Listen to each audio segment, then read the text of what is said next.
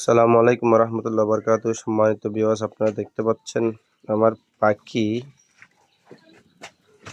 গতকালকেও একটা এভাবে মারা গেছে, আজকে একটা। পাখিগুলো আপনারা হয়তো দেখতেছেন, এখানের মধ্যে কোনো জীবাণু নাই, কোনো ধরনের রিয়াকশন এদের থেকে আমি পাচ্ছি না। হঠাৎ এভাবে মারা যাওয়ার মানেটা কি তাও বুঝতে পারতেছি না। গতকালকে একটা ফেলছি, আজকে আরেকটা ফেলে দিচ্ছি। আলহামদুলিল্লাহ এভাবে সব কিছু ঠিকঠাক আছে। তো এভাবে মারা যাওয়ার মানেটা কিছু বুঝতেছি না। গতকালকে একটা ফেলে দিছি, আজকে একটা ফেলতেছি।